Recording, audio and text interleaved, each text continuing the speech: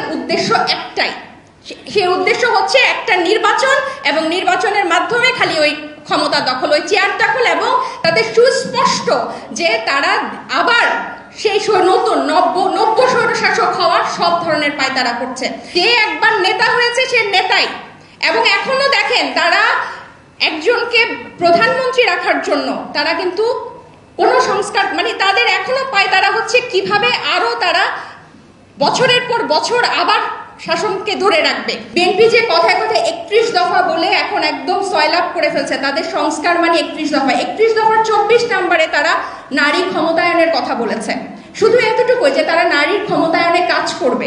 অথচ এই সংস্কার প্রস্তাবে যে 100টা নারীর যে বর্তমানে সংরক্ষিত আসন আছে 50টা, সেটাকে 100তে উন্নীত করে সরাসরি ভোট, মানে ওখানে একটা এখন তারা রিজার্ভ সিটগুলোতে সরাসরি ভোট হবে, মানে নারী প্রার্থী ভার্সেস নারী প্রার্থী। ওই 100টা আসনে নারী প্রার্থীরাই নিজেদের মধ্যে প্রতিযোগিতা করবে, জনগণ ভোট দিয়ে নারী প্রার্থী নির্ধারণ করবে। এটাতে তারা আপত্তি জানিয়েছে।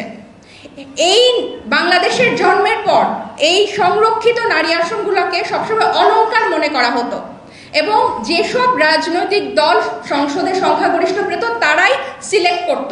জনগণ ঠিক করত পুরুষ সংসদ, আর পুরুষ সংসদরা ঠিক করত নারী সংসদ।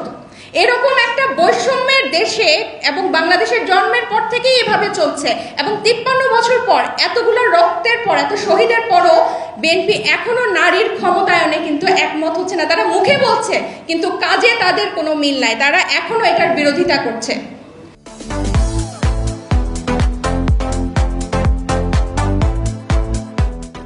এবং এই সরাসরি ভোটের কথা আমরা কেন বলছি, আমরা বিগত দিনে দেখেছি এই সংরক্ষিত আসনগুলোতে যে নারীরা বসে তারা সাধারণত আত্মীয় স্বজন হয়, অমুকের স্ত্রী, অমুকের কন্যা, অমুক সুবিধাভোগী ব্যবসায়ীর পরিবার পরিজন, এরকম নারীদেরকে দেয় যারা সমাজের কোনো আসল নারীদের কোনো প্রতিনিধিত্ব করে না। আমার কাছে বেশ কয়েকটা প্রশ্ন এসেছে এখানে, এই প্রশ্নগুলোকে যদি আমি একটু সাম আপ করে, আমি চোখ বুলাচ্ছিলাম যে সব এনসিপি কি করবে, যে এখন নারীর ক্ষমতায়নে এনসিপি কি করবে।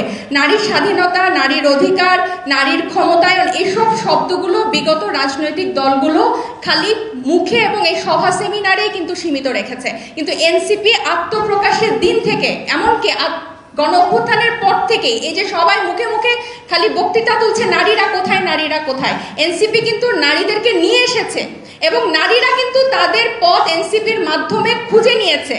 আজকে যে এখানে আমরা দাঁড়িয়ে আছি, এখানে আমি কিন্তু কখনো ভাবি নাই যে আমি রাজনীতিতে আসব এবং এই পথ আমি বেছে নিব, কিন্তু জুলাইয়ের পর যে ভঙ্গুর অবস্থায় বাংলাদেশকে, এবং এই জুলাইয়ের অগাস্টের এই যে ভঙ্গুর অবস্থা দেখেছি, এর পরে কিন্তু আমার মনে হয় যখন এই রাজনৈতিক আকাঙ্ক্ষা এসেছে বাংলাদেশ নিয়ে কাজ করার, দেশ নিয়ে কাজ করার, আমি বিশ্বাস করি, দৃঢ়ভাবে বিশ্বাস করি যে এই যে এতগুলা নারী আপনারা বলছেন বাংলাদেশের বিভিন্ন প্রান্ত থেকে এসে, তাদের মধ্যেও অবশ্যই এসেছে, তাদের মধ্যে অবশ্যই আছে। এবং বিগত দিনগুলোতে যে একজন সাধারণ মানুষ, শুধু নারী না, একজন সাধারণ মানুষ যে রাজনীতিতে যোগ দিবে, একটা যে পথ থাকবে, এরকম কোনো পথ আমাদের রাজনৈতিক দলগুলো বিগত দিনে রাখে নাই।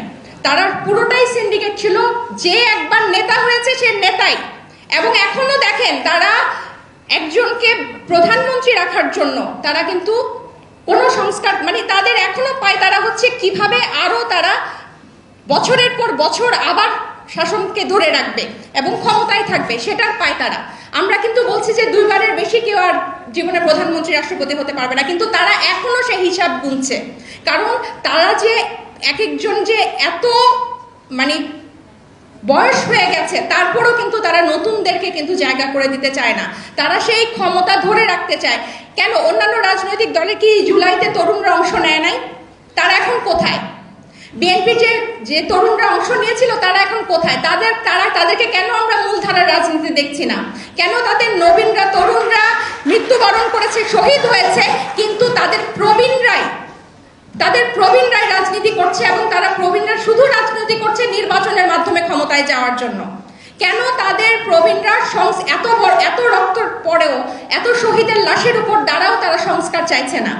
কেন তারা নারীর ক্ষমতায়ন খালি মুখে বলছে কিন্তু এটার বাস্তবে তাদের কোনো প্রতিফলন দেখা যাচ্ছে না? কারণ তাদের উদ্দেশ্য একটাই, সেই উদ্দেশ্য হচ্ছে একটা নির্বাচন, এবং নির্বাচনের মাধ্যমে খালি ওই ক্ষমতা দখল, ওই চেয়ার দখল। এবং তারা যেভাবে সংস্কার প্রস্তাবগুলো দিচ্ছে এবং জাতীয় ঐকমত্য কমিশনের সাথে বিরোধিতা করছে বিভিন্ন মতে, তাতে সুস্পষ্ট যে তারা আবার সেই নতুন নব্য স্বৈরশাসক হওয়ার সব ধরনের পায়তারা করছে।